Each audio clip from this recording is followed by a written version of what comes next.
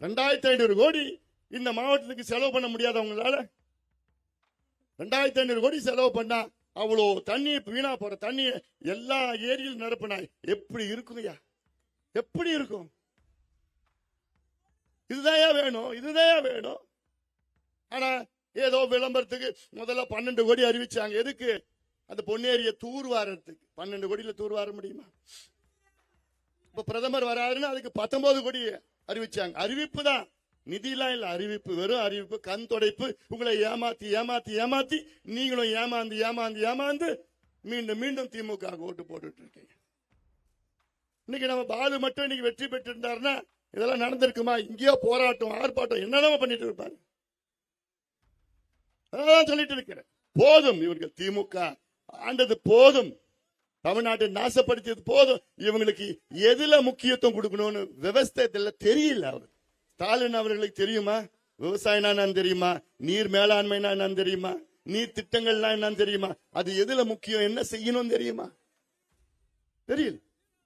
இதுல கர்நாடகாவில் போன மாசம் ஒரு திட்டத்தை அறிவிச்சாங்க. அதுல அப்பர் கிருஷ்ணா இரிகேஷன் ஸ்கீம், அது ஒரு திட்டம், ஒரே திட்டம். அது 70,000 கோடி ரூபாய் கர்நாடகாவில் அறிவிச்சிருக்கிறாங்க போன மாசம் ஒரு திட்டத்திற்கு. அது அரசியா? கர்நாடக அரசு 2 முறை சாதிவாரி கணக்கெடுப்பு நடத்த முடிச்சிருச்சு. அது அரசு. வீணையா பண்ணிட்டு இருக்கிற, எதுக்கு அவனுக்கு ஆட்சி? இன்னைக்கு தமிழ்நாடு நாள் எத்தனை பேருக்கு தெரியும்? அது யாருக்கும் தெரியல. சூப்பர். இன்னைக்கு தமிழ்நாடு நாள். ஆனா எப்படின்னா மொழி வாரியாக மாநிலங்கள் பிரிக்கப்பட்ட நாள் இந்த நாள். இன்னைக்கு 1956 நவம்பர் 1ஆம் தேதி மொழி வாரியாக பிரிக்கப்பட்ட மாநிலங்களில் தமிழ்நாடு இப்ப இருக்கிற நிலப்பகுதி இருக்குல்ல, இந்த பகுதியை பிரிச்சாங்க. அப்போ கர்நாடகாவில் கொஞ்சம் போயிடுச்சு, கேரளாவில் கொஞ்சம் போயிடுச்சு, ஆந்திராவில் கொஞ்சம் போயிடுச்சு.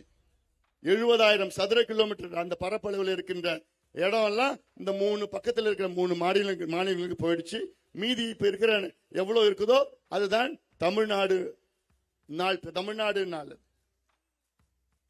ஆனா முதலமைச்சர் ஸ்டாலின் அவர்கள் நவம்பர் 1ஆம் தேதியை தமிழ்நாடு நாளா கொண்டாட மாட்டாராம். ஏன்னா அப்போ சென்னை மாகாணம் இருந்தது, மெட்ராஸ் பிரசிடென்சியா பேர் இருந்தது. இவங்க 67 ஆட்சிக்கு வந்து அப்ப ஜூலை 18ஆம் தேதி ஒரு தீர்மானம் போட்டாங்க சட்டசபையில். சென்னை மாகாணத்திலிருந்து தமிழ்நாடுன்னு பேர் வச்சாங்க. அவ்வளவுதான் பேர் வச்சது அன்னைக்கு. ஆனா தமிழ்நாடுன்னு பிரிக்கப்பட்டது நவம்பர் 1, 1956. ஆனா ஸ்டாலின் அவர்கள் ஜூலை 18 தான் நான் கொண்டாடுவேன்.